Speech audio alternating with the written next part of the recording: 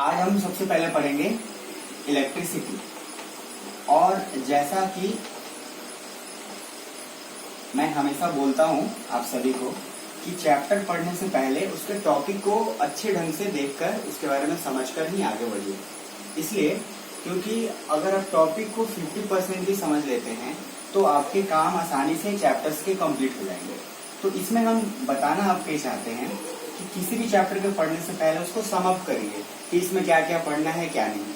तो हम पहले वही काम करेंगे, फिर 1 बाय 1 इसको आगे बढ़ाएंगे और हर टॉपिक को 1 बाय 1 कवर करेंगे। तो इलेक्ट्रिसिटी, बेसिकली इलेक्ट्रिसिटी को हम इलेक्ट्रिक करंट भी कह सकते हैं, जनरल लैंग्वेज में कोई प्रॉब्लम नहीं है। तो इलेक्ट्रिक करंट, अब इसमें थोड़ा सा चीज जो समझने वाला है इलेक्ट्रिसिटी और इलेक्ट्रिक करंट में, एक यहाँ पे वर्ड आ जाता है इलेक्ट्रिक, दूसरा आ जाता है करंट। तो इसको समझने के लिए हम थोड़ा सा डिटेल में जाएंगे और तब फिर उसको 1 बाय 1 करेंगे। तो पहले हम समझ लेते हैं कि इस चैप्टर में पढ़ना क्या क्या है। तो पहले तो हम इसको, इस टॉपिक को अच्छे ढंग से डिफाइन करेंगे। सेकेंड चीज इसकी जो हम साथ करेंगे वो आपका पार्ट ए है कि डेफिनेशन के बाद इसके अलग अलग टर्म्स एंड कंडीशंस हैं। जैसे इसमें रेसिस्टेंस है, देन उसके बाद इसी के साथ साथ पोटेंशियल डिफरेंस आपका होगा, और देन उसके बाद करंट को भी डिफाइन करेंगे। और उसके अलावा जो आपका थर्ड पार्ट होगा वो आपका इन सब के अलावा रेसिस्टेंस, पोटेंशियल डिफरेंस और करंट के अलावा हम ये उसमें देखेंगे कि जो आपका मेन टर्म्स है जैसे ओम्स लॉ, तो ओम्स लॉ क्या है। एंड फिर उसके बाद ओम्स लॉ के अलावा जो इसमें और भी चीजें हैं जैसे heating effect of electric current, और फिर लास्ट में इसमें और भी सारी चीजें हैं जैसे छोटे मोटे टर्म्स हैं जैसे पावर हो गया, उसके बाद एनर्जी का थोड़ा सा इसमें आपको होगा यूज। तो ओवरऑल अगर आप देखोगे तो इलेक्ट्रिक करंट में बेसिकली यही सारे कुछ टर्म्स है जिसको पढ़ना है। जैसे कि आप आराम से उसको डेफिनेशंस के बाद छोटे छोटे टर्म्स हो गए, resistance, potential difference, electric current और भी सारी चीजें, उसके फिर इसमें सिंबल्स भी आएंगे। ओम्स लॉ इसका एक इम्पॉर्टेंट पार्ट है जो कि हमेशा पूछा जाता है। Heating effect of electric current, ये भी एक बहुत मेजर पार्ट है। पावर एंड एनर्जी, इसके भी छोटे छोटे कॉन्सेप्ट है जो इसमें यूज किए गए हैं। तो हम इसमें 1 बाय 1 सारी चीजें एक बार कवर करेंगे। तो सबसे पहले इसमें हम स्टार्ट करेंगे जो उसके डेफिनेशंस वाले पार्ट है उसको कवर करेंगे। तो डेफिनेशन वाले पार्ट कवर करने से पहले हम ये वाला जो टर्म है आपका इलेक्ट्रिक और करंट, इसको पहले क्लियर कर देते हैं। इलेक्ट्रिक और करंट, ये जो हम लोग कभी कभी करंट बोलते हैं इलेक्ट्रिसिटी को, वो उतना सही नहीं है। करंट बेसिकली क्या होता है, ये होता है आपका फ्लो। अब फ्लो क्या है, फ्लो बहुत सारी चीजें हैं। जैसे अगर नदियां जो हैं वो भी फ्लो कर रही हैं तो उसको हम बेसिकली उसको भी करंट कह सकते हैं। लेकिन जब इसके साथ इलेक्ट्रिक करंट जुड़ जाता है तब ये यहाँ पे आ जाता है फ्लो ऑफ इलेक्ट्रॉन्स।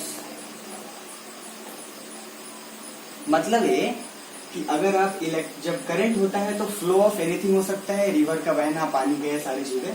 बट जब अगर इलेक्ट्रिक करंट उसके साथ जुड़ जाए, मतलब करंट से पहले अगर इलेक्ट्रिक जुड़ जाए तो वो बेसिकली हो जाता है फ्लो ऑफ इलेक्ट्रॉन्स। और फ्लो ऑफ इलेक्ट्रॉन्स को ही हम बोलते हैं इलेक्ट्रिक करंट। मतलब आपका इसी में डेफिनेशन वाला पार्ट कवर ये हो जाएगा कि आप सबसे पहले आप ये बोल सकते हो कि फ्लो ऑफ electrons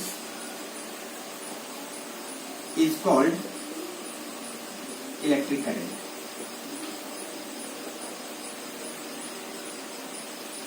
तो डेफिनेशन आप शॉर्ट फॉर्म में रख सकते हैं समझने के लिए। Flow of electrons is called electric current. अब उसके बाद इसको अलग तरीके से भी आप एक और टर्म से लिख सकते हैं। बहुत लोग इसको फ्लो ऑफ चार्ज भी लिखते हैं, वो भी गलत नहीं है क्योंकि बेसिकली चार्ज के अंदर जो है वो इलेक्ट्रॉन, प्रोटॉन और सारी चीजें इंक्लूडेड होती हैं। तो आप फ्लो ऑफ चार्ज भी लिख सकते हैं, कोई इशू नहीं है। बट फ्लो ऑफ इलेक्ट्रॉन्स एक है, आप कह सकते हैं स्पेसिफाई पर्टिकुलर डेफिनेशन सही है, तो उसमें कोई इशू नहीं होगा। Flow of electrons is called electric current. तो ये आपका है डेफिनेशन, यानी कि फर्स्ट पार्ट जो है डिफाइन करो। और आप सबसे रिक्वेस्ट है कि जब भी आप किसी चैप्टर को पढ़ें तो ऑलवेज माइंड करें कि उस चैप्टर में क्या क्या पढ़ना है। ये नहीं कि बस आप स्टार्ट किए और बस यूं कंटिन्यू पढ़ते चले गए। तो पहले समअप करिए कि आखिर उस चैप्टर में हमें क्या क्या पढ़ना है, और इंडिविजुअली 1 बाय 1 कवर करेंगे तो आपको चैप्टर इजी लगेगा। और इसी चैप्टर को मैं कंटिन्यू पढ़ाना शुरू करता तो शायद बड़ा लगता, लेकिन जब हमने टॉपिक को इसमें समराइज कर लिया कि हमें इतना ही करना है, तो ये जो पूरा इलेक्ट्रिक करंट जो चैप्टर है वो आपको इजी लगेगा। तो आई होप कि आपको ये डेफिनेशन से यहाँ से क्लियर हो पाया होगा। उसके अलावा जो हम अब इसके छोटे छोटे जो टर्म्स हैं उसमें आते हैं, तो डेफिनेशन के साथ साथ अब इसमें छोटे छोटे टर्म्स, जैसे सबसे पहले आपका क्या है जो आपको पहले ही समझ लेना पड़ेगा, जैसे कि इलेक्ट्रॉन। मैंने फ्लो ऑफ इलेक्ट्रॉन्स चूंकि लिखा हुआ है, तो बेसिकली आप इलेक्ट्रॉन पता सबको होता है, बट थोड़ा बहुत यहाँ सबके बारे में जानेंगे ताकि आपको कोई कंफ्यूजन ना रह जाए। तो इलेक्ट्रॉन्स का सबसे पहले इसको डिनोट तो हम लोग करते हैं स्मॉल ई से, उसके ऊपर नेगेटिव चार्ज होता है जो कि डिनोट करता है कि इलेक्ट्रॉन नेगेटिव होता है। एंड देन उसके बाद इसका जो चार्ज होता है वो 1.6 into 10 to the power -19 coulomb. ये जो आपका सी है वो कूलाम है, और बेसिकली कूलाम जो है वो चार्ज का यूनिट है। यहाँ पे मैं एक चीज आपको बोलूंगा, जितने भी सारे यहाँ यूनिट लिखे हुए होंगे वो सब के सब साइंटिस्ट के नेम पे होंगे। जैसे यहाँ मैंने कूलाम लिखा है, जो कि इन्होंने चार्ज को डिस्कवर किया था, इसलिए इनका ऐसा यूनिट चार्ज का होता है कूलाम, जिसको हम लोग डिनोट करते हैं सी से। तो इसका इलेक्ट्रॉन का चार्ज होता है 1.6 into 10 to the power -19 coulomb, और ये जो है डिस्कवर्ड बाई जे थॉम्सन।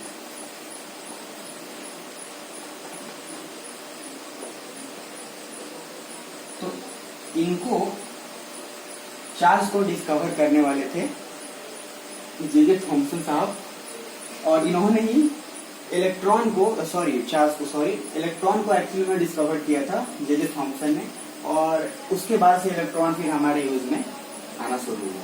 फिर इसका ही सेकंड पार्ट एक है आपका, जिसको हम लोग प्रोटॉन बोलते हैं, और ये बेसिकली डिनोट करता है प्लस चार्ज को।